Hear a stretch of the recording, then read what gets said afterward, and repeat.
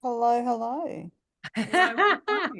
Hello. There Welcome. they all are. They're all piling in. Is it wonderful to see you all? Happy New Year to everybody. I know it's the 24th of January and we're still saying Happy New Year, but who cares? That's what we're doing. We're welcoming you all to technically a new year. still technically, yeah. Ah, brilliant. It's wonderful to see you all, and it's lovely to see so many people. I've got a few people who haven't got their cameras on, so please feel free to pop your camera on, say hello, but if you're doing other things while you're listening to the webinar, feel free to turn your camera off or mute yourself, whatever. This is an interactive session though. So we are here. We don't have any slides. This is no professional PowerPoint presentation. There's no big sell. We're not going to, throw things at you like, wait, there's a free set of steak knives. It's going to definitely, although, and it will throw things at you. It's definitely going to be a Q&A, and it's definitely going to be, look, if you are maybe halfway through your entry and you're getting stuck, or you've entered before and you've never been successful, or you've a first time and never looked at these before, we want to make sure you get answers to your questions today. So number one, please use the chat box to ask questions. If we get somewhere, we'll be running through all the questions that we have for the ASBCs. And helping you answer those and helping you choose the right categories, all that sort of stuff. But please use that chat box to, pop in any questions you might have, and we can make sure that we answer those things while we're going through. So what I'd like you to do before we kick off, in the chat box, I'd like you to put, where are you at with the Australian Small Business Champion Awards? Are you just going, oh, I don't know, do I do it, don't I do it, I've never done it before, it's a big thing, I'm not sure? Or are you absolute old OG on this? You've entered 3 or 4 years in a row, you haven't gotten it anywhere, or maybe you've won one in the past, but you want to know how you can do it in a different category, or you want to upsell yourself into one of the special categories that they've got. So yeah, please let us know in the chat box whereabouts you're at with these. So we've got a few already, which is cool. Nicole, not sure to do it and which category to choose. I love that. That's always a really good place to start. Our answer to should you do it is fuck yes. But that's just a technical term. Amy Lowe, haven't started yet, plan to start after this session. Well, Amy, if you need a kick in the bum to get it done, that's what we're here for. Anita, I have only just heard about them, so she's starting at 0. So well done, Anita. Don't stress, there is still time to enter these. And after the webinar today, you'll be much better prepared to do that. So that's really cool. Tracy Sheen, wonderful to see the lovely, not to see actually, Tracy doesn't have a video on, but to have you here, Tracy. Yeah, I should be, shouldn't be, should I, is it worth it? Is it worth the time? Yes, I know how busy we all are already. And it does take time to enter these awards. So yes, is it worth it? Annette and I believe it is. These are one of our favourite national awards for a number of reasons. I don't know whether you saw our social media posts, but the reasons we have are, number one, they're free to enter. Who doesn't like free entry? So if you've got a bee in your bonnet about awards charging entry fees, this is no excuse for you anymore. There's no excuse not to enter these. Free entry. Number two, they are focused on small business. You will not be up against Telstra, you'll not be up against Bunnings, you'll not be up against Coles and Woolworths or big tech companies or whatever. This is all about small business. So you're definitely going to have your opportunities to shout from the rooftops about what you're doing. The third thing we love about it is they are gender neutral. So a lot of people say to us, oh, do you only do awards for women? Well, no, we don't. And these are awards definitely for anyone. Doesn't matter what colour, race, creed, sex, gender, whatever. Doesn't matter, you can enter these awards. It's based on your industry. So hairdressing, professional services, coaching, education, whatever it is, anything like that, it's all based on your industry. So there's nothing else to hold you back. They also run particularly well. The judging panels are well set up. They've got a lot of integrity and they are great questions. We'll be going through those questions today. And the reason why we think they're great questions is when you answer these 10 questions, that not only sets you up to give you a really good idea of where you're at in your business, which half of us don't spend time doing. We spend most of our time going, oh my God, what's next? And putting out fires and running around after other people. This gives you a great opportunity to reflect on your business and see where you're at. But guess what? When you've answered these 10 questions, you then have awesome content to repurpose it into other awards. And there are so many other awards that you can use these questions and the answers you've written for, and you can start really repurposing and leveraging your awards journey and start to really stand out. And of course, you all know we love the Stevie Awards, and they are an international award. They're known as the Oscars of business. They're also open at the moment with the Asia Pacifics, and you could very easily take your answers from this and repurpose them into a Stevie Award or a Globee Award or a Raw Award or all these other awards that are out there as well. So that's really cool. So there's just a couple of reasons why we really like these awards. They're national. They're not based on your local community. It's not a popularity contest. You don't have to go out there getting votes. You know, you do need to answer the questions and ideally put in some support material to support what you're saying in there. If you're claiming you've had 150% growth or you've got 40 million likes or whatever, you actually need to provide that evidence in a support document of some sort. But with what we've got these days with Canva and all that sort of stuff, it's pretty easy to start doing those sorts of things. So Rochelle says she doesn't know much about them. Hopefully that's given you a bit more insight, Rochelle, as to what they're all about. Small Business Champion Awards. This is the first round that started last year, and they close end of February, I think it is. Beginning of February 15. There you go, February 15 is when they close. So there's definitely still time to get them in. And they run the best gala awards evening. It's in Sydney. It's a huge big room full of amazing people. There's so much networking.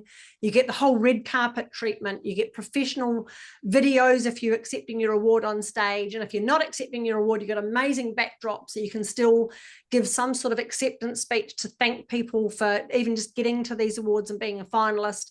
Photos, you know, networking with people, amazing entertainment. It's a really great event to go to raise your profile as well. Amanda hasn't started, never entered, so you're in the right place, Amanda, to learn about that. Brand new as well from Nicola. Robin, hello, I like the idea, but clients want me to enter. I'm probably too old. Where's Robin in my photographs? I can't see you, Robin. We're going to send someone round to your house to beat the imposter syndrome out of you. So you're never, ever too old for these things. I don't know how old you think Annette and I are, but combined between us, we've got about a quadrillion years of experience, otherwise known as old. We're experienced women. And yes, we're still doing this. We're still entering, and we're encouraging. We're going to enter it as well. The Audacious Agency will put our own entry in this year. So you're never too old. You're never too experienced. You're never too whatever. You've always got an opportunity to enter these awards. Jacqueline won our first year. Woohoo! Jacqueline, we have an Australian Small Business Champion winner in the room. Finalist last 3 years, really want to win again. It's nothing like that winning feeling, is there, Jacqueline? That winning feeling, getting up on that stage. And I hear, how many times did we enter, Annette? Well, you entered how many before we actually won an Australian Small Business Champion Award? 7 times. 7 times before we got always the bridesmaid. Always. So we know how that feels, Jacqueline. And yes, we certainly hope we'll give you some information today that'll help you put a winning entry in. Again, there's no guarantees with awards, but we do know what judges are looking for. So yeah, that's a really good way to do it. Tracy, an AI assistant helping. AI is taking notes for you now, Tracy. You are on the AI bandwagon like mad. No idea which category you should enter, Nicole. Still driving home. Awesome. So let's kick it off. Annette, let's go through the questions. I'm actually going to do a little bit different today. I'm going to interview Annette like Annette is an awards judge. So Annette is now our ASBC awards judge. I'm going to go through the 10 questions that we've got, and I'm specifically going to ask her, what is the judge looking for with these questions? So if you haven't had the questions already, I'm going to pop them into the chat box so you can see what the questions are. Just let me get my mouse to do its thing. And there are word count limits and all the rest of it. ASBC questions. Going into the chat box now. Oh, it's too long. It's like, you asshole. Rightio, we'll start with 2, shall we? Right, there we go. The first 2 questions that you get asked are business outline. Okay, so describe the products and or services your business provides and explain why your business is a success. You've got 250 words to do that. Annette, our ASB Awards judge, What are you looking for when you're asking that sort of question? So here's where we really want to understand what it is that you sell. We've read many entries where it's like, I still don't know what you're doing. So after you've read, and it's always a really good idea to get someone else to read it because they'll go, I don't know what you're saying. So they want to know what your products and services are, and they want to know who your market is. So we write awards for women entrepreneurs and business owners, Australia and internationally. So where you sell, maybe some of the values and philosophy behind your business. Why is it that you do what you do? Why is what you sell or what you provide to your audience filling a gap in the market? So this is where you can put a little bit about the problem that you solve. You can put in like your basic stuff of how you, when you operate, where you operate from. Another really good one, which I touched on, was who's your target audience, so that they know who it is that you're trying to attract into your business. And it's always really handy that even though you can stick it in the actual demographic information, pop the link to your website to make it really easy for the judges to go, oh, I'm really interested in what these people do. Now, they've added a second part to this question this year. So the questions have changed slightly from last year. And the follow-up question is, why is your business is a success? And I just did an interview with someone around this, and she looked at me and she went, I don't know. We get that response often. I don't know. So what you want to hear is talk about some of the things that you've done that's helped with your business growth. So it might be like this particular person. I said, well, what's different about your business compared to everybody else? And she said, well, it's my background in this space, which everybody else doesn't have. So that means we're compliant, we follow the regulations, and and when we have been audited, we always get flying colors. So think of your point of difference there about why you're successful. So those are the things that I would be looking for if I was reading your entry. And remember, guys, you've got 250 words here, but one of the key things that we got as a tip from these awards, because we talk to the people who organize awards all the time, because obviously we want to really understand them. And they said, look, you've got 250 words. If you only use 150, that's fine. Be succinct. Yes, tell stories. Yes, wax lyrical at certain times. But as Annette said, if you get to the end of that little section that you've written and you still can't quite understand what it is that you do, you're wafting. So just make sure you know that there's a word count there. You don't have to use every single word available, but be succinct with your answer. What I find also, Annette, with this first question, a lot of people fall into the trap of starting off with, when I started in business 10 years ago, bloody, bloody, blah, to answer this question, describe your products. Now, that's not where to put your how did I start my business answer. That's the next question. So, Annette, describe the history of the business and outline any significant milestones achieved. As a judge, what are you looking for? Do you need to know when I got out of nappies, or what's the story? No, I just need to know when you started operating your business from. So the date, your commencement date, how long you've been in that particular business for, where your business was set up. Why did you set up your business? Now, it may be your role was made redundant, so you took your skills and you transferred them into a business. So I think this is a 500-word answer. So you've got a little bit more room to tell the story. This is where you grab the judges with, these are the challenges that I face. This is the type of customer base. This is where you tell them what type of business you have. Is it a sole trader? Are you a company? Is it a family business? So let them know. And in terms of milestones, so these are the things that have taken your business to the next level, these exciting moments. So it might be when you ticked over to, you got your first customer, and then you ticked over to your first 100, or you sold your biggest package, or, something exciting that's happened in your business. You brought on you finally were able to move out of the sole trader space into a company space and bring on employees. So really weave that story of when you started, how you got started, who you got started for, and those little milestone tick points where you go, oh, this is really exciting. Because whilst the judges don't want to read waffle, They do want to be able to emotionally engage with what you're saying. And if you're a verbose writer, like you write far more than what you should, these awards are so happy if you just dot point. You know, you might put a heading key milestones because you might have many and you can just go dot, dot, dot. But I'm looking for in here your background, you know, when you got started. And I always like to add, because this one doesn't mention in any of the questions, but put in some of the challenges that you faced and how you've overcome them. So it might be illness, or an employee ripped you off, or COVID hit, or, you know, something there so they can really see your tenacity and the spirit behind your business. Brilliant. I love it. So you can tell your story in that section. Go for it. So those are the only 2 questions about your business, giving them an overview, setting up the story, as Annette said, engaging the judges and bringing them in to very quickly. Because remember, they're not just looking at your entry, they're looking at hundreds of entries. So create that point of difference and engage with your story in there. So the next couple of questions, I'll pop them into the chat, add it slowly because it won't let me put all of them in. Business features that we're into now. So the next question, and we're going to ask our award judge, Annette, describe how your business is promoted. What marketing element sets your business apart from your competitors? Okay, so this is where they want to see how you get your business out there. So this is where you mention your marketing and your PR plan or your ads plan or something like that.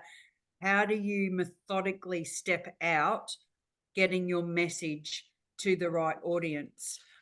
You know, this is where you can list all of the tools that you use. It might be your website, TikTok, Facebook, LinkedIn, Google Ads, Facebook ads. So feel free to just list all of those. You know, what's your presence like on social media? How do people engage with them? Don't be afraid to, if you go Facebook, hyperlink the links to all of the platforms that you use so the judges can go and have a look, because people don't do that. You know, we've looked at hundreds of submissions as judges, and quite often they go, well, this is my website. And you go, well, now I've got to go and look for it. As long as you make it as easy as possible for the judges. If you've been on webinars, podcasts, you've entered awards, you've got media coverage, what type of advertising do you do in your business? So have you worked with a branding specialist or a marketing specialist? Have they helped you along your journey as well? What have you learnt? How do you interact with your customers? Is it via email? Do you have newsletters? Do you have bots on your Facebook Messenger? What are those things that allow people to come back? Do you have any loyalty schemes or any special rewards or things that you do on a regular basis that keep your clients coming back for more? So anything and everything to do with how you promote your business. So I think was this 300 words, Lauren? 400 now. Yep. 400 words. So this is an important question. You can tell by the number of the word count how much weight they're putting onto this particular question. So feel free to go deep into telling the story of how you get your message out there. So in terms of what marketing element sets your business apart from others, I always think this is a really wanky question, because we've all got the same type of tools, haven't we? I mean, like, hands up, who uses Facebook? Think about maybe what's something different you do with that. So at the moment, I'm doing 30 days of A. So all the A words that relate to building your profile. So Lauren and I could put that in our submission and saying, look, nobody else is doing this. You know, we're doing a really quick live. We're providing checklists, we're providing articles, and we're providing this. And what we're doing is educating our client base or our prospective client base to show that we kind of know what we're talking about. So we never look at comparing against other businesses. It is what it is, but try to think about some of those distinctive things that you do in your business. There's a really great fashion business that we've worked with, and they've got they do Facebook Lives where they're a mum and daughter team, and they come on and they do these really cool try-ons. It's so relatable and real and authentic. That's what stands them apart from their competitors. So, and look, and if there's nothing that you feel that stands you apart from your competitors, talk about the value that you add. You know, why do people keep coming back to you and more? Because, you know, it's easier to keep a client than it is to get a new one. Yeah, brilliant. So next question, and I'm going to go through these quite quickly because I want to make sure we've got time for Q&A. Describe the level of customer service and the quality of the products your business provides. How do you demonstrate your business's unique value to your customers? And again, you've got 400 words here. Okay, so I would start this by reiterating who my customer base is, who are the type of people that I work with. So then I can demonstrate that I understand what it is that they need from us. So I'm really clear on an avatar. And because I'm clear on my avatar, this is what I know that they want from me. So when they come on board, this is the process that they would follow. So if you're a product-based business, you know, our Google ads, they drive people to our website. Once they're on their website, we offer them a 20% off as a new customer. And once they come on board, then we've got this funnel where we keep their loyalty and we keep them coming back for more. You might be a service-based business. Talk about that from onboarding and how do you look after your people once they're on board. If they have a complaint, how do you deal with complaints? You know, do you have a process in place that if someone says, oh, that was shit, then what do you, that's a technical term as well, customer service technical term, that was shit. What a shame we can't write awards all with swearing. I think I would really nail those. Yeah, Anita goes, yes, she's with me. How do you ensure the quality of your products? What is it that you do to put in place to have that quality assurance? You know, is it goes through a process of someone like for us, if we write something, it goes to someone to proofread, then it comes back to the writer and then they implement that and then it comes back for a proofread and then it goes to the client just to make sure that when they get that submission, it's as error-free as it could possibly be, all the while maintaining that human beings make mistakes. Have a talk about what part of the market you take up. So have you got a huge market share or you're just starting and you're looking at building that? And also really good here is stats. So you can talk about the retention of your customer base. You know, how often are you having to replace your clients or your customers? Do you have a process where you give them love? How do you showcase loyalty? Do you offer them discounts? So the judges are really looking for here is how do you bring people on? How do you keep them? And how do you love them?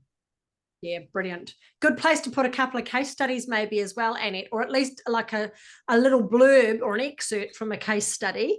And you can always say, see more in my support document and put the whole thing up there and all the testimonials. A lot of people here as well mention if they've got 345-star reviews on Google, you know, or, as Annette said, all those stats. And if you're going to mention those stats in your entry, make sure you put a screen grab in your support document to show the judges that you're not just saying it, you actually have got that in the background. So next question, describe how your business is committed to making a meaningful impact on the lives and well-being of the local community. You may include your business support to special causes or charities in here. Only 300 words, but again, they know small businesses are part of the community, don't they? So what are judges looking for here, Annette? They're just looking for how you give back in whatever way that is. So, Lauren, we work in a deadline driven business. We don't have a lot of spare time. But the way that we give back is that once a year we'll work with a not for profit for free, or we'll do stuff for free. We'll speak for free at networking events, or we'll give away products. So, we look at our community as our small business community. But you might volunteer at a local dog shelter, or you might give money to the local sports club. You might, you know, invite, you know, we work with a cosmetic skincare, not skincare, beauty therapist, and they have a give back program where money accumulates in this account so they can give a free treatment to someone who wouldn't ordinarily be able to have that type of service. You know, you involved in any community events? Do you bring on interns or do you have work experience people that come in? So when they're talking about community, they're not just talking about charities, they're talking about your community. So if that's like Lauren and I, the small business community and how we give back, or if it's a special cause. So There may be one organization that you give 10% of your profits to every year. So that's what they're looking for in that, to see that you're not just taking money out of the economy, that, well, you take it. No, that didn't make sense. See, I failed economics. No one would have me as treasurer. What I'm trying to say is they want to see that you're not just selling, that you're also giving back, that there is this heart to your business that enables you to give back where you can. And they do recognize it as a small business, that we can't all be, giving $50,000 to, a charity or volunteering every Friday afternoon. So think outside the box with this question in how you give back. Yeah, we've had a couple of people as well who sit on boards, Yep. or they, as Annette said, speak at events, industry events, or something you give back to your particular industry or your field that you're in. And the other thing is mental health's a big thing with small business. So even if you have maybe a mastermind with other small business owners, or you go to networking events with other small business owners, and you're there to support other people, and you're doing coaching or something, just because you're already a business owner and you're helping other people step up, or you're helping young women or young people get into business, there's always something that we're doing as small business owners to help our communities. And sometimes we do it without thinking about it because it's just part of our routine. You're a member of professional organisations. Yeah. So include, because that's quite often, you volunteer on a committee. So if you're on a committee. Yeah.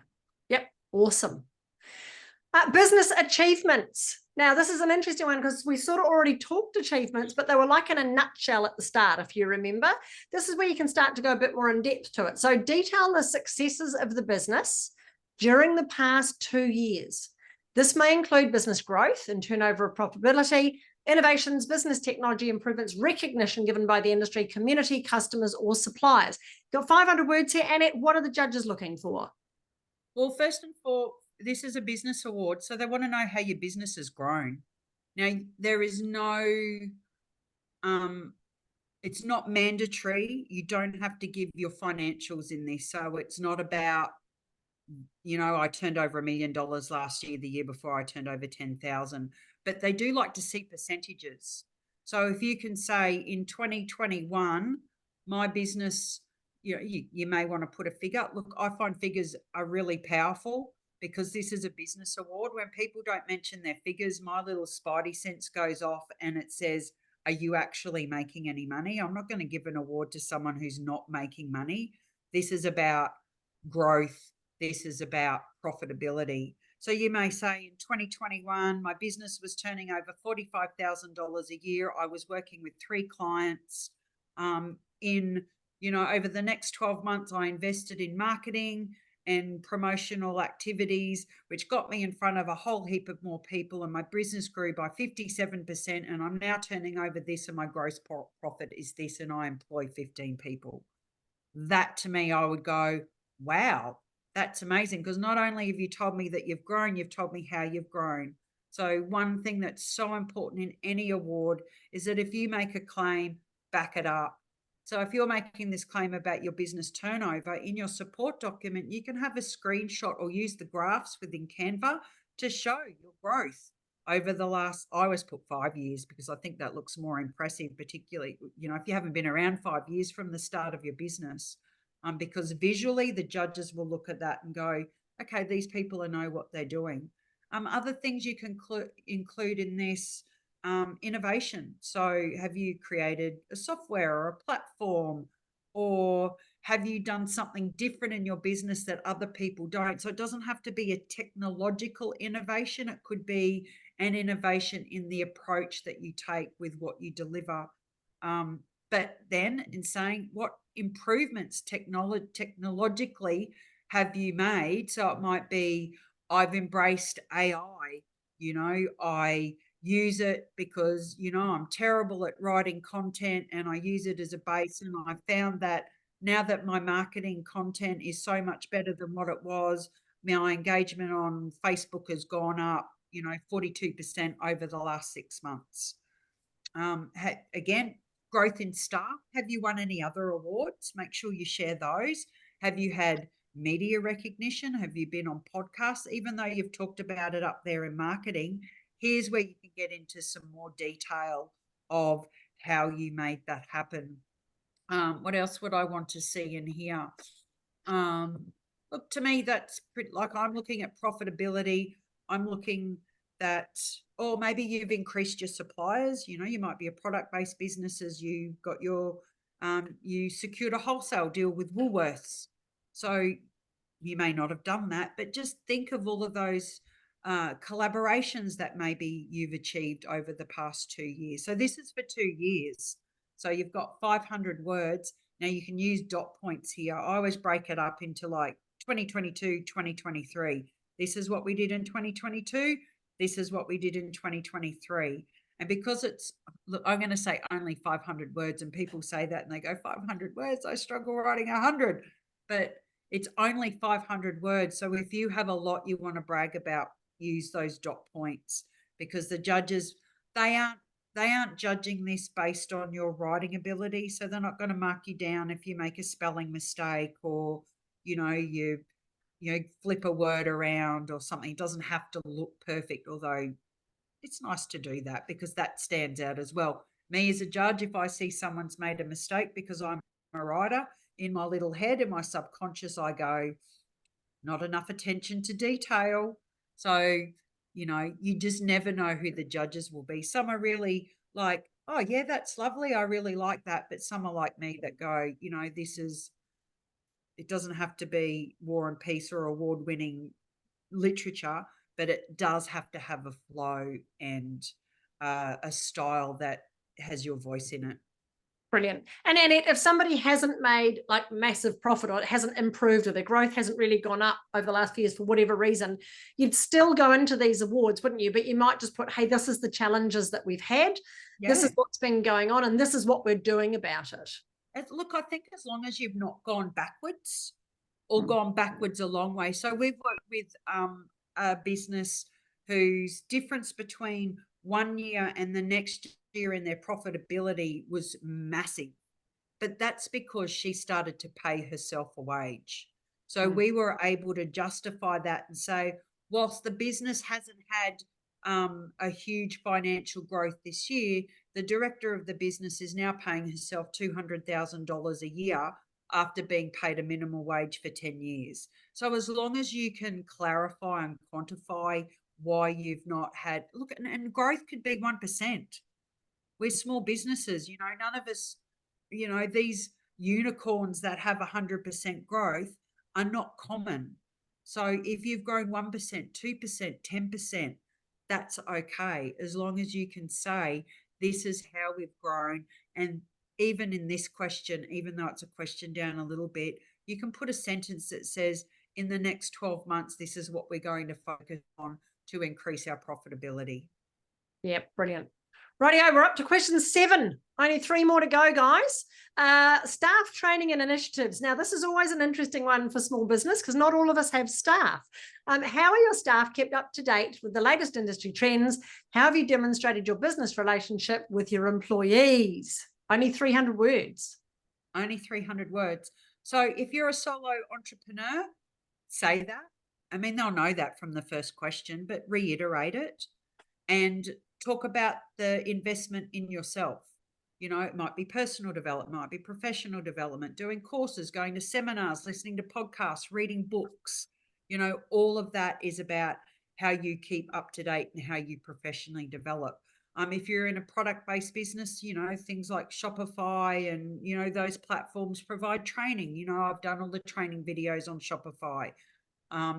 If you do have staff, how often do you meet? What type of training do you provide to them? So it's okay to just list, over the past 2 years, our staff have attended, all of those.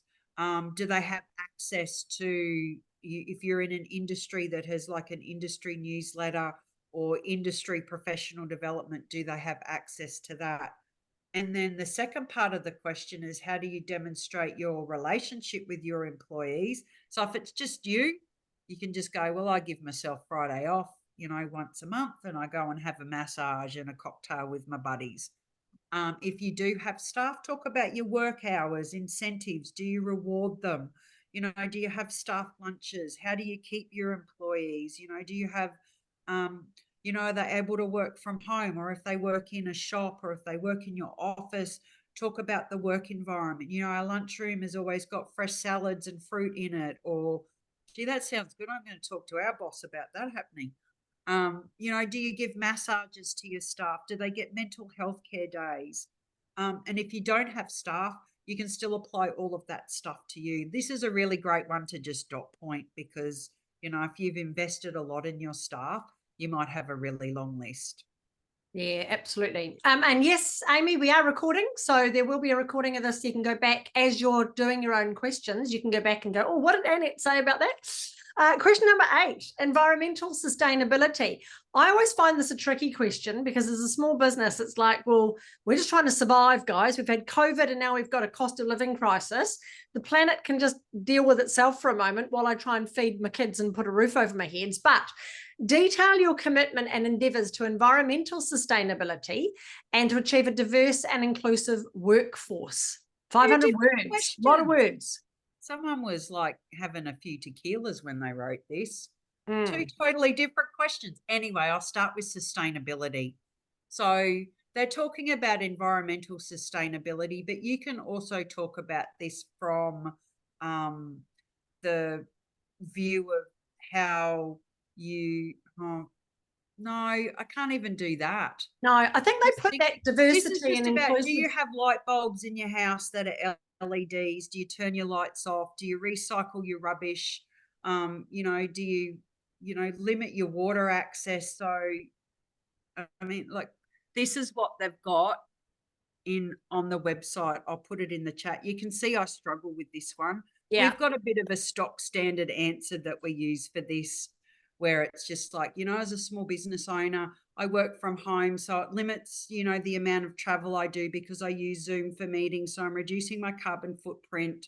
I don't use paper, I use a Remarkable, or I use my computer, or I use Zoom or Fathom or Otter to transcribe all my notes so I'm not wasting paper.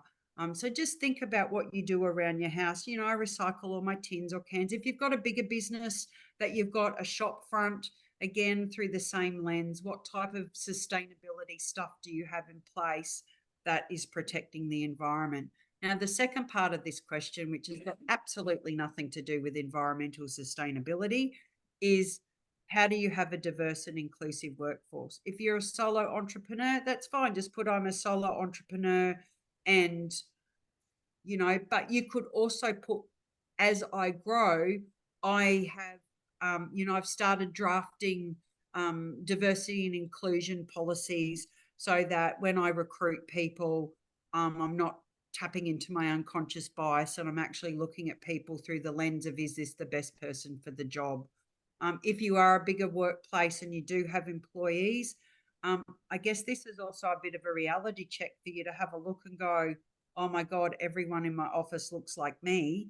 Maybe my next hire, I might need to look outside what I'm comfortable with. So that unconscious, what they're really getting is, do you have unconscious bias when it comes to hiring? But if you are a sole entrepreneur and you could talk about your customers and clients from a diversity and inclusion point of view, like for Lauren and I, we primarily work with women over 40 because we're often neglected and ignored. So we talk about that. That's why this group of people are really important, but we don't say no to anybody. If someone comes to us and they go, we just got a new client, he's a 70-year-old man who's written a book. We're not going to say no to him because the whole essence of what we do is about helping people celebrate their wins and push their successes out there. So this is a hard one, and it's hard not to sound cheesy if you're a solo entrepreneur, but I'll go for, no, if I share with you my stock standard answer, you can't use it word for word because if there's 15 applications that show up with the same, but I'll give you an example of what we would write. Yeah. With these ones, I find just thinking sustainability, not just environmental sustainability. I think that's where it throws us off, doesn't it? Because it says environmental sustainability as a heading, but actually what it's talking about is your sustainability as a business in terms of the way you run the business, how it's going to keep operating when there's storms around the place, thinking about disabilities in the workplace, thinking about burnout, mental health. There's all sorts of things you could probably tweak in here around how you create a workplace that's user-friendly to sustain the business, which means to keep it going, right?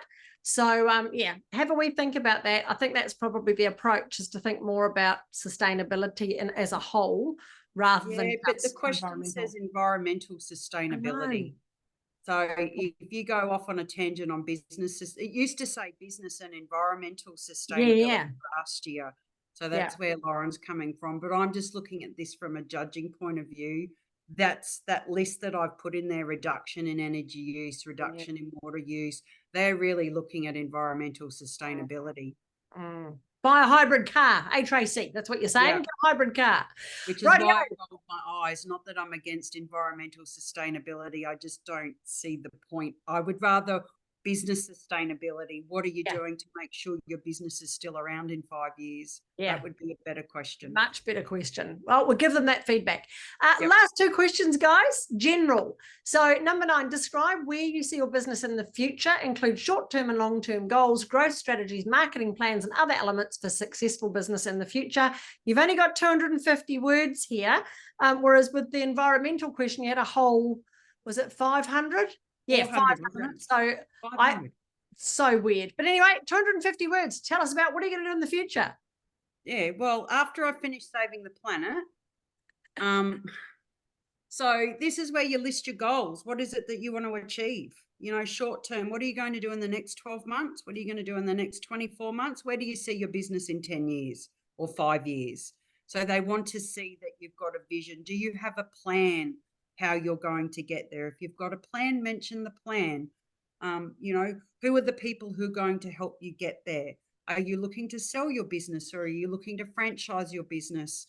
How are you getting to that point? Your goals might be to bring on another staff member. So this is really just where, this is a great one to list. You could just do it in 2 parts: short-term goals and, the next 24 months, long-term goals, the next 2 to 5 years, and then just list it. This is what I want to do, and then mention this is how I'm going to make it happen. I want to bring on more employees. I'm going to, hire a HR manager to help me with the recruitment process. I'm going to increase my turnover by 20%. How are you going to do that? I'm going to invest in Google Ads and bring on board a marketing specialist to help me do that. So they want to see that you've got vision, but they want to know that you know how you're going to get there. Brilliant. And the last question, what makes your business an industry leader, including its uniqueness and its impact in making a significant contribution to the Australian economy? Again, only 250 words. How do you wrap this thing up and bring it home, Annette? This is the most uncomfortable question I think everybody finds. It used to be, what makes you an Australian small business champion winner? And everyone would just look at me and go, leave it with me. I'll make something up. Not make something up, but I'll create something. That sounds terrible. I'll just make some shit up. No, I'll just tap into my brain of what I know about you and I'll write that. So this is where you want to talk about your strengths in business. What are you really good at? Have you worked in your industry for a long time? Have you invested in training and development of yourself as a business owner and as a business leader? What is it that's different about what you do? And it may be you and your experience and your background, the way that you look after your customers. So this really is like a summary of everything that you've written in the past 9 questions, summarized into that 250 words. So Lauren and I, like we wrote, with over 70 years combined experience in PR, journalism, corporate comms, advertising, and branding, Lauren and I, blah, blah, blah, we've got longevity in this industry. This isn't just something that we made up last week. This is something we've been doing for our careers, our whole adult lives. So you want to really bring home here what it is your strengths in your business and how. So when they're talking about an industry leader, I think this puts a lot of people off because, who here went, I'm not a leader? Anybody do that? I'm not a leader. What are you talking about? You could talk about that from the perspective of being a small business leader. You know, I keep showing up. I learn from my mistakes. You know, you could mention, you know, last year, you know, I did this and it cost me a lot of money. And now I've learned and I do this and this and this. So you can have some examples in there of why you're in. It might be that you organize your industry's Christmas party. So everybody's always looking to you because you're lead. So a leader is just someone who's doing stuff that other people won't do. What are you doing in your business that other people in your industry are not doing or not doing as well as you? Awesome. So there you go, guys. Those are the 10 questions. Easy peasy. You can go and do that. Look, one of the first steps to make sure that you will be comfortable writing your entry and knowing what to put in these things is just to take a moment to take stock of where you've come from. So go back through your diary for the last 12 months, 18 months, maybe 2 years, and remember those key achievements and milestones when you put on that big client, or when you won that contract, or when you won that award, or got in the media, or whatever it was, opened a new branch, whatever it was. Get those dates, get those key facts, go back through your diary and start plotting out what your last 2 years have been like, so that you can easily grab content to fill in the blanks. And as Annette said, dot points are fine with a lot of these answers. So as long as you've got an overview, dot point, this is what happened. So the first step, go back and review, and then start just brain dumping. Brain dump the information and then think about editing it down into those word counts so that you've got the right content. Now, if anyone's got questions about any of those things, please pop them in the chat box. But I thought we would switch very quickly to categories, because a lot of people are going, okay, that's all great, but what category do I enter? So I'm just going to screen share. This is the categories that we have, and they are broken into professional services and trades and B2B. That's going to be announced on the Friday, the 12th of April. And then the consumer and small business services will be the next day, the 13th. So it's over a 2-night period. And you will know, because whichever category you've entered is the date that'll be there. So we'll be at both nights, I would imagine, and Ed and I will be there with our clients on both nights. But you can pick from here, and some of them are pretty obvious. If you're in accounting, it's pretty straightforward, or your automotive services or a cake shop. There's some in here that are really, really specific. So you can feel free to go, right, I can grab those. They have got one in here, which we asked them to add, which is great, business coaching. There never used to be a business coaching category. It used to come in under education, and you're up against schools and kindergartens and all sorts of things. So you now have a business coaching. A lot of people come from that. Or if you're a consultant, so you don't do coaching, but you provide a consultancy service, as well as other services, that would be a really good one to look at. And then if you're going, well, it's not really those, it's more of a business service like these guys, and they do give you examples. So sign writing, printing, office fit outs, publishing. If it's those sorts of tactile services that you offer, then definitely you can go into that category, business services. So have a look at not just what they say here in the name of the category, but the little description about them to try and find where you most fit. Now, I am going to stop sharing. I think I've put in there's the link in the chat box to that page. And if you're a marketer, or you're in marketing, digital marketing or marketing, see if you can find a different category, because that one, like marketing, how diverse is that? And there's digital marketing and they just dump them all in the same category. So you could be up against hundreds of people. Well, I think last year they had like 25 finalists in that category. You know, it's hard. And if you are in marketing, stats and data will help you stand out. Without that, they're just going to go, well, it's just someone. And Lauren was saying before about writing your entry. If you're not a writer, pick up your phone and just go through each question and speak your answers. And then you can put it into, Otter or Fathom and transcribe it. Or you can pop it in Chat GPT and go, can you please take this transcript and turn it into something that sounds like a human being? Yeah, robot, sound like a human. I love it. So have a look at the categories. Is there anyone who's already looked at categories and they're going, I'm really not sure and wants advice? If you do, please either pop it in the chat box or pop your hand up. I'll just change this back to gallery. you can always pop your hand up in Zoom and say, hey, can you help me, please? So if you're stuck on which category you should go with, then please, this is your moment. This is your moment while you've got us live to ask us the questions around how to do that. And which categories to choose. So please ask if you're a bit stuck, pop it in the chat box or ask us and we can perhaps give you some advice. And the only other thing I wanted to share with you was your support documents. Robin's put a hand up, so let's have a look. Robin, yep, Robin, if you would like to ask to unmute. Business Away you go, consultant. Robin. Hey, ladies. Hang on. Hello, Robin. I am here. Hello, gorgeous. Hello. Oh, I am here. I'm sort of thinking, do I fit in business consultant? Where do I fit? All my clients are saying, oh my God, you've got to go for this. I won't even be in Australia when it's happening, but I'm thinking, what the hell? Why not? Well, we could bring, we can't go and get your award for you because we got into trouble for that last year. Okay. Oh yeah. We're on stage about 6 times. No one liked it. There was lots of bitching going on in the ladies' toilets. Oh, that always happens in the Yeah, ladies. it always happens. But yeah, I think business consultant for you, Rob, because I can't, like, I wouldn't go into anything like specialized small business because No. one year Lauren and I entered that and we we're up against male strippers. How do you compare? Maybe we should have done our entry in the nude. Maybe. I know who I may be voting for. No offense, ladies. Yeah, that's right. How do you win if you've got a room full of female judges? We've got no hope. But the more specific you can get around what you do, so business, and it's not an overly contested category, that one. Yeah. Thank you. Thanks. You're welcome. You're very welcome. So the only other thing I was going to talk to you about briefly was maybe support document. Does anyone want to know about what to put in that or not? But let's open it up for Q&A, shall we? Or Nicole's got her hand up. Yep, unmute Nicole and let us know. Hello.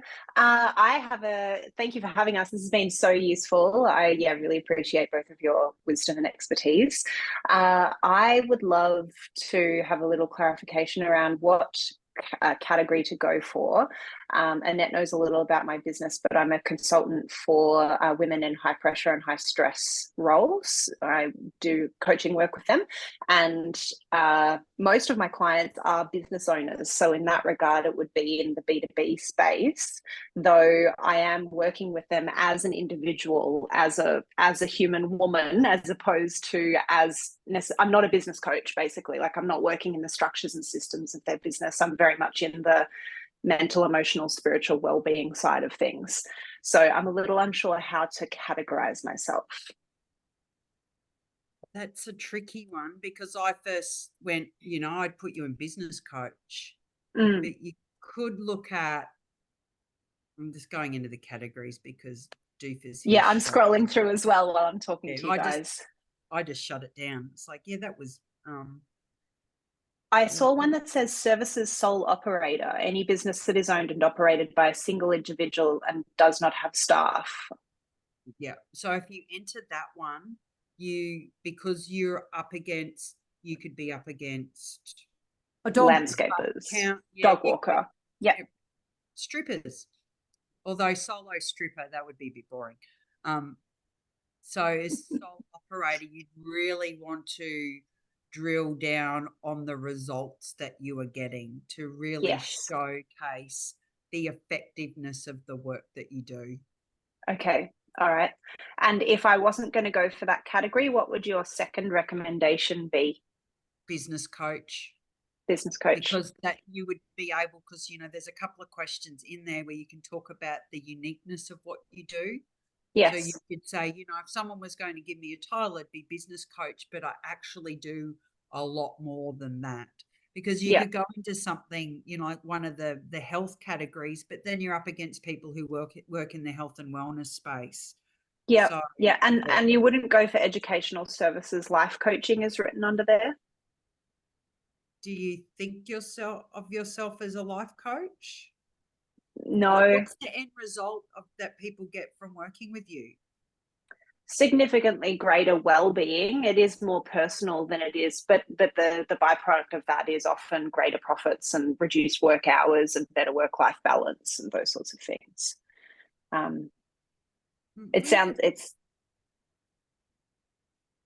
think you could, Look, I'm just thinking about last year. There are a lot of people in that life coach space.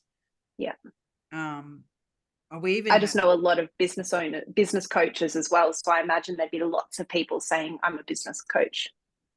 Well, you could even look at personal counselling as well. Even though it's got counsellors and psychotherapists, we work with someone not the same as you, but similar in the way that she works with women. She's a coach, but she doesn't relate to being a business coach. So we put her in personal counselling and she won. Gotcha. Okay. So yeah, yours is a hard one because you could cross all of those. I guess it really, when you're looking at categories and you've got something that's not what, you're not an accountant, something that's not obvious, you really need to think about when you're bragging about this post award and you've won, or you're bragging about that you've entered and you're sharing that with your community. What is it that's going to resonate with your audience? Yeah. So if you that's a great way to think of it. Counselling, people might go, well, I didn't know I was getting counselling from Nicole. You don't want to confuse your audience. So going for something that's more of, like, to me, business coaching, because you can show the results of what happens when they work with you on their businesses. Yeah. Great. Thank you so much. You're welcome. Be aware as well, and we've done this before. We've entered and asked and put things in for a category, and then later on discovered we've actually been a finalist in a different category. Precedent Productions have done this and been known to do it in the past. If they feel that you would be better in another category, they will put you there. And we learned the hard way that even if you contact them and say, no, I want to be in this category, you actually would have been better off in the category they've suggested, because they're looking at all of the entries. And they may well move you to a different category if your entry actually fits better with what they do. So it's always worth having a chat to them if you end up in a different category and saying, hey, why did you move me? And they may well give you a good explanation for that. So okay, thank you. Appreciate that. So support documents, very quickly. I'm just going to share my screen and show you our one. Our one is massive because we enter lots of awards and we just remove pages if we don't need them. So that's why it looks so humongous. You don't have to have a header page. It's not important. It's not a professional annual report, so you don't need a front cover if you don't want to. Our one is particularly wordy. And again, I would avoid words if you can. If instead you can use things like diagrams and things that outline what you've done, and pictures and images and graphs, it's a much, much more compelling document. You don't really need to keep, showing these things in words. It's a very good place to put case studies in, stats, links to videos, and lots and lots of case studies. Here's us winning with Goro when he won a year or so ago. So yeah, so case studies, backing up whatever you've said in your entry. If you said you've got growth, put a graph in there. If you've got great stories from your clients, put them in there. Give the judges some reason to see, oh, you have actually achieved these things. So really, support document, make it really to back up your entry.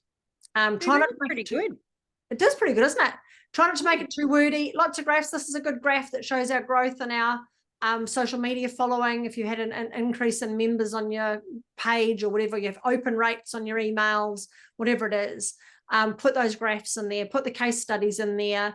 If you've got lots of collateral, if you've created courses or you've got guidebooks and things you've created, or you've got social media, or you're always out there like Annette is, always out there giving of our time and speaking at events and things like that, pop those photos in there. And yeah, finish off with some links. Make sure you put some live links in here so that if the judges haven't already read it in your entry, they can go and have a look at your website and they can check you out as well. So it doesn't need to be super, super professional. It's more about a support document is supporting the claims you've made in your entry. So if you say you've had growth, do a graph. If you say you've got more people following you on social media, go into the back end of Facebook and grab that and put it in there. Break the support document. You could, Tracy, you could support each part of it if you wanted to. But again, it's not absolutely necessary. And if you've just written about your sustainability, that you have a hybrid car and you've got LED lights, having a photograph of you sitting in an office going, here's my waste paper basket and there's my hybrid car, It's not really going to add any benefit to your entry. It's more about thinking about what could I possibly put in a support document that's going to emphasize what I've already put into my entry that's going to really bring it home. I'll buy a caravan as well. Yeah, absolutely. So that's really cool. So any questions, guys? Any questions at the moment? Are we all feeling a bit overwhelmed and going, holy crap, I didn't realize there was so much to it.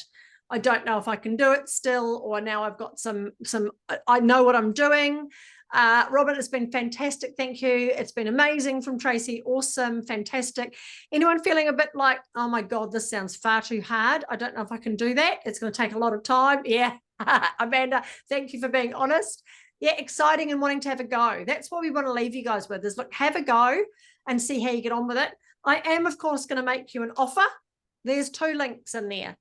If you're going, this sounds fantastic, I really love it, I can go and get all that data, but I cannot even think about sitting down and writing this, I'm so busy, we can do it for you.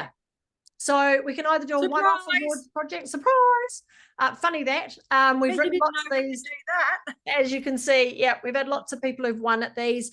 More importantly, we also know what to do to leverage your journey. So even if you don't win, you're a finalist. There's so much more you can do to get out there and be known as a finalist in these awards so that you can really leverage that as well. You can either just do a solo awards project with us. We'll just do the ASBCs for you, and then you can take that entry, repurpose it to your heart's content, into lots more awards that are open during the year. Or if you really want to get value for money, you can do a 3-peat package with us, which gives you 3 awards. So we might do this one first for you, the ASBCs, and we will then pick 2 more entries, categories and other awards that we think you'd be good for. And we'll help you choose those, and we'll talk to you about that. And then we will repurpose and write and submit entries for those as well. So we might also put you in the International Stevie Awards. We might put you in the Globie Awards or the Titan Awards that are open at the moment. We might find a regional award that suits your industry. As Annette said, we'll choose them based on what your audience needs to know about you to really profile you as a leader. So we're here to help you do that. Nicole's feeling more confident. Woohoo, that's what we want to hear. Jacqueline, it's been brilliant, awesome, energized. Yeah, great. To give it a crack. Give it a crack. You've got to be in it to win it, right? So have a crack at it. And Anita, oh, it's lovely to get to know you too, Anita. It's fabulous to have you on the call and to meet everyone. So thank you so much. I will send out an email with the recording so that you can go back and use all these tips and tools to enter these awards as you're writing. But if you do get to a point where you're really stuck, please just reach out to us. You can always find us on Facebook. There's the That's Audacious Facebook group, which is a closed group, and I will find the link to that somewhere and put that in there. And we can reach out to us and we can give you a hand as well. But if you want our help, just let us know. There are the links there, and we're more than happy to take it off your hands and make sure it's in on time. You've got till the 15th of February to get your entries in. So if you need our help, just let us know. But thank you for being here. It's been awesome to share this with you. Thank you, Annette, for being my fabulous ASBC judge in disguise, giving us the inside knowledge on what the judges are looking for, undercover, under the hood.